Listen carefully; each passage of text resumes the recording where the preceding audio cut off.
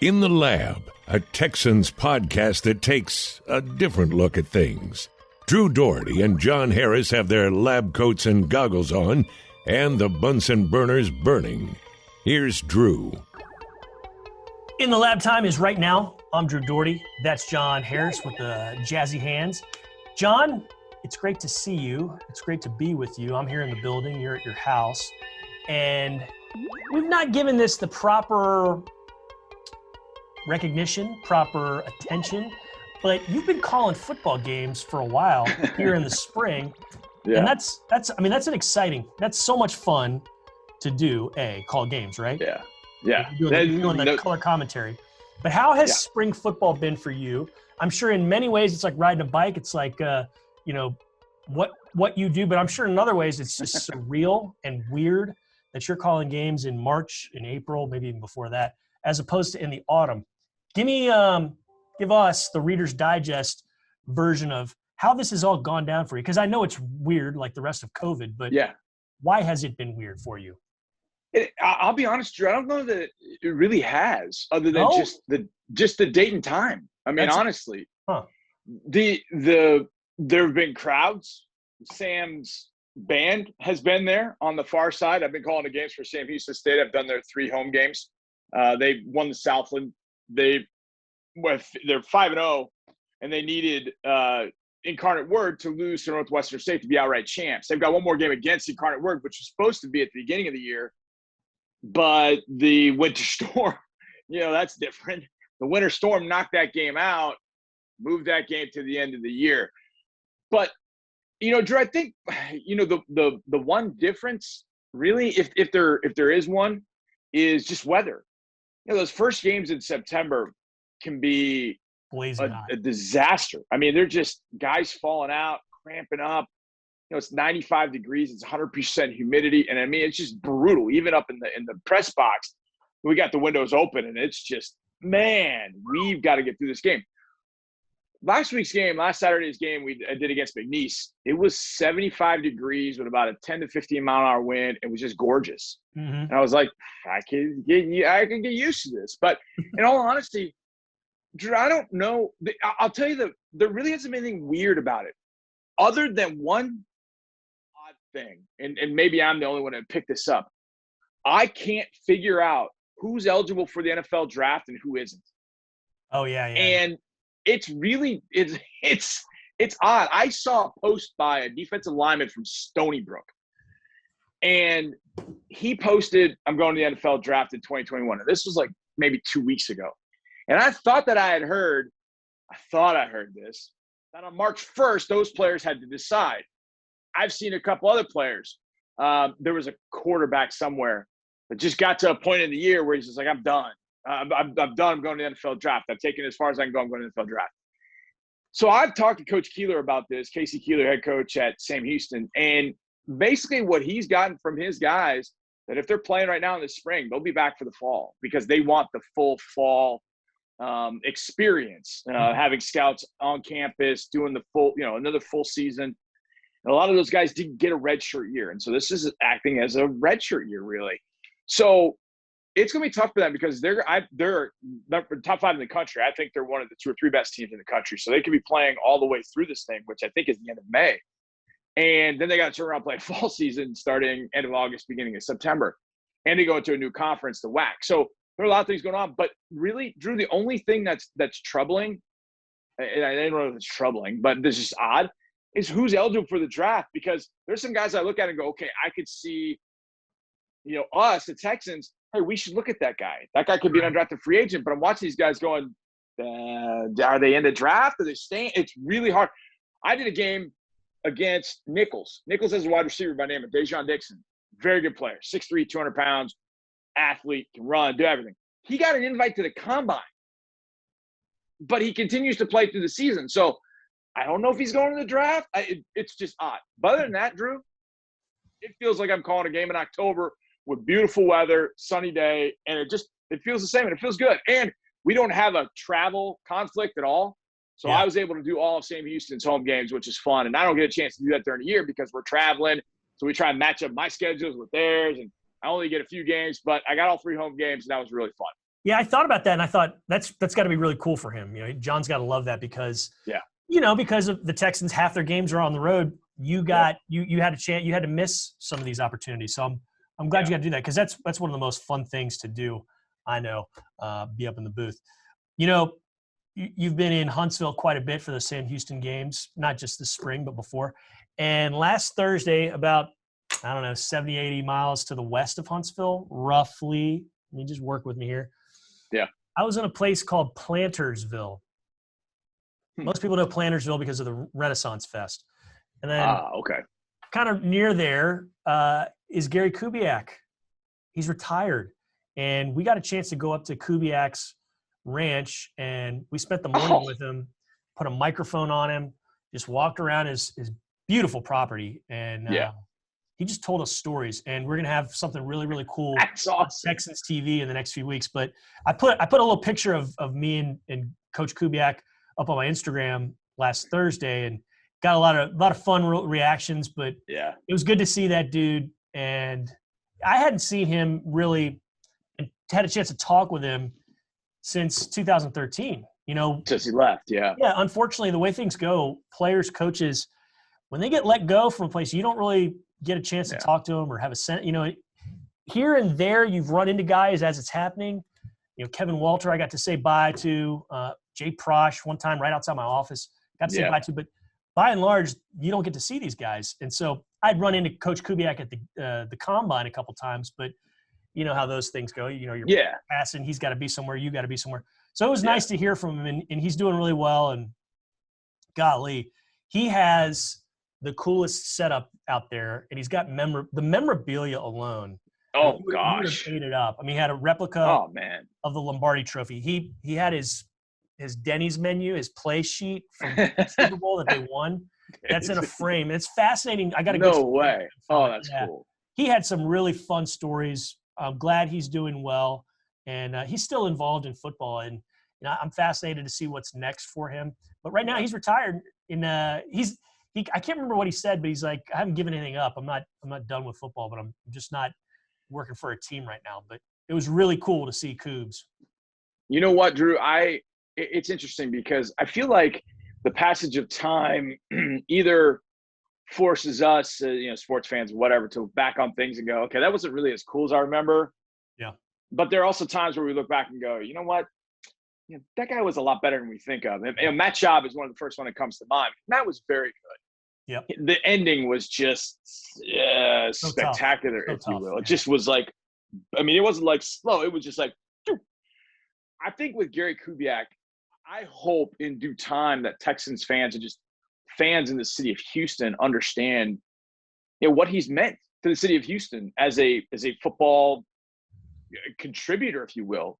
Playing at Pius, going to A&M, winning a ring with Denver Broncos as a coach, but then coming back to Houston, being the head coach here, getting this team to the playoffs for the first time in franchise history. And he did it all as the right way of saying it, just a good guy. Mm-hmm. Look, you got to make some tough decisions as a coach. And so there are going to be players that look at you, well, he's a bad guy because he cut me.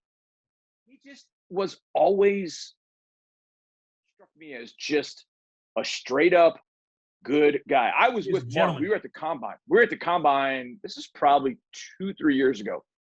We were at the combine, and we make that same walk from our hotel. We're taking the tunnels or whatever you call them, and we're walking through, and we see Coach Kubiak. I'm talking to Mark, so I'm kind of looking at him, and I see his face just light up, and I was like, I know that's not because of something that I said. So I look ahead, and there's Coach Kubiak. And it was, believe it or not, it was the first time that I had been introduced to him. I'd never met him before that. And so he just, Mark, how you doing? He asked how Corinne and the kids were doing. And then he meets me. He says, hey, John, nice to meet you. And we're walking away, and he goes, Mark, hey, give me a call anytime you want to go up to the ranch. I'm assuming in Plantersville. Yeah. Just let me know. And I look at Mark as we walk away, and I was like, you gonna make that call or what? Are we gonna get up to the ranch, or what are we doing here? He's like, oh. He just started laughing and joking. But it was just, he just seemed so genuine. And I think that can't be taken for granted. And I'm glad he was able to coach here in Houston. And like you said, is he done? I don't know. I don't think so. And the thing about it is, maybe done with coaching, because that's that's a grind, man. That's an absolute grind, especially for him who's had some health problems. But he's a wealth of football knowledge Oh, my gosh. that can be utilized in a number of different ways. One thing, I don't know if it's going to make it into the whatever we do with it. I mean, we could make a show out of this, but we were out in a office of his there, and he pointed to the wall, and he had this thing, and he considers himself as part of the Bill Walsh coaching tree. Right. I'm in San Francisco. Yeah. And, Shanahan and all that stuff. And, he had this thing. It was the Walsh coaching tree, and it had all the faces. And he was talking about how proud he was to be a part of that.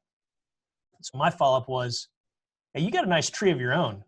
And he appreciated that question, because think about the guys that are in the league now, solid. Or just to name a few, LaFleur. I mean, they all were here. Right. Kyle Shanahan out in San Francisco. And I'm leaving names out. And there's going to be names that keep popping up in the future. I think D'Amico Ryans will be a head coach. Absolutely. Coaching out in San Francisco, we learned a lot under Kubiak. So, yeah, it's been Stefanski, including. Oh, yeah. Oh, and I know he's not directly, he's a good but football coach. they were around each other. And it's very, fun to very see much so. his influence on people. Stefanski is going to be one to definitely keep an eye on, but you just mentioned influence. And I mean, there were probably coaches that he didn't even coach with that in some way, shape, or form had, he had influence on in some way. So I'm glad you got a chance to do that, man. That's really cool. And you bring up a great point. And we live in the building, but we don't get a chance to see these guys when they're cut or they move on or they sign a new contract. Every so often you get that opportunity. You see a player in a different variety in a different way and location. I had that with Tyrann Mathieu, and Tyrann and I had talked, a bunch while he was here and got to know him a little bit. But then he signs to go to Kansas City, and you're like, maybe he's going to be over at Kansas City. We might play him, maybe.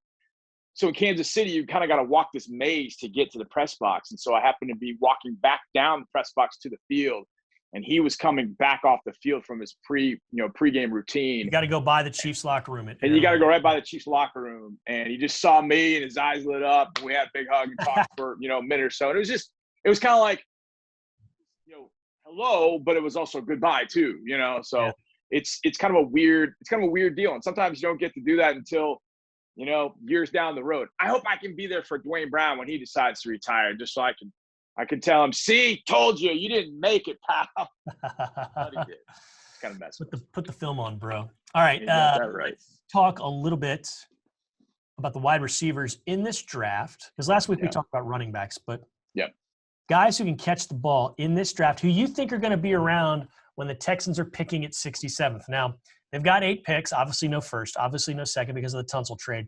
So right now it's 67. That could change, clearly. Yes. Probably if it changes, it would be them moving back to accrue more picks this year next. But anyways, who might be somebody to keep an eye on when the Texans are on the board Friday night in less than a month at the wide receiver spot? Here's what's interesting, Drew. You mentioned trading back. If, let's say, and maybe this isn't the case, but let's say wide receiver is number one. We want a receiver. We want a receiver as early as possible. And we want a really good one that can come in, has the potential to be a number one wide receiver down the road, guy that can catch 70, 75 passes, be a go-to guy, et cetera. They could trade down from 67 and still find that guy, I think. Really? That rich of a draft at the receiver spot, huh? Drew, I wrote an article on Friday, and I just did my top receivers. And what I realized was, my goodness, first of all, when you talk about receivers, you've got your outside guys, kind of your X receivers, what DeAndre Hopkins was. And then you got your inside guys, your slot, guys that are mainly in that position. The Julian Edelman types, if you will, tip of the cap to Julian for a great career. Retired yesterday, thank God.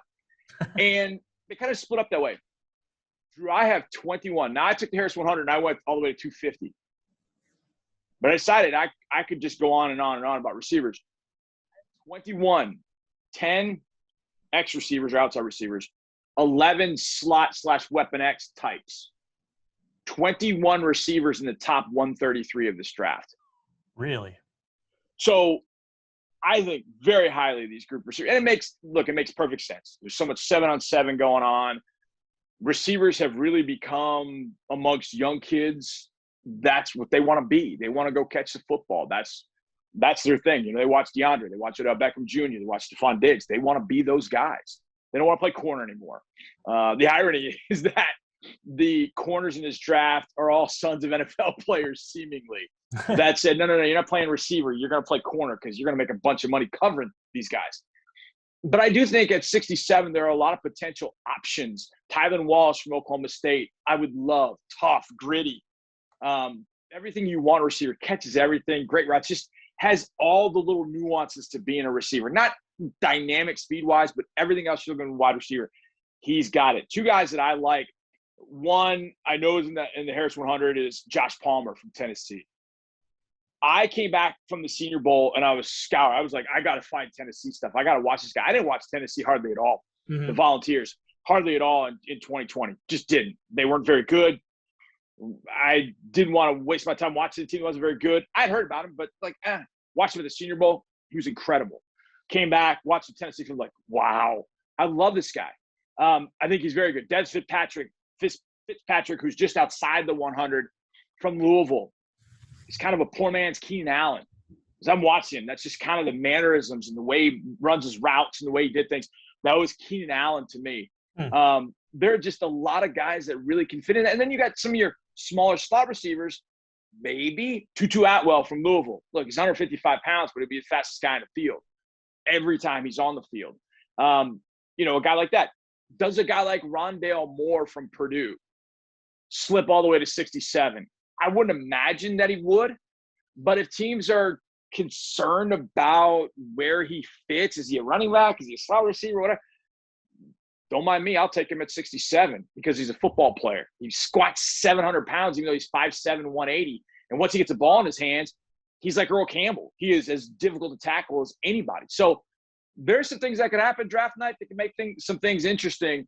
But when it comes to the receiver position, it is loaded with guys, even guys that are outside the 100. Some guys with some question marks that I really like as players. Terry from Florida State is a perfect example of that. Left the team in 2020, just kind of out of the blue, and there had been some issues before that. But you put on the tape against C.J. Henderson, who is the number one corner with the Jackson Jaguars, and I'm telling you, he blew up Henderson. But he's had some issues off the field. Is that somebody that the Texans feel comfortable with, who got the issues behind him, and he can move on? There are going to be a few guys like that down the road as well. This is going to be a position they can find a big-time baller in the fourth round. I don't think there's any question about it in my mind. Good stuff. We're talking about the defense next week because I kind of think that's where they're going to go with 67 overall. Yeah, me too. And I probably should have prefaced this whole wide receiver talk with that. But anyways, you sort of set it up well with the fourth round coming back. Hey, man, good talking with you as always. And we will do this again next week. This has been In the Lab.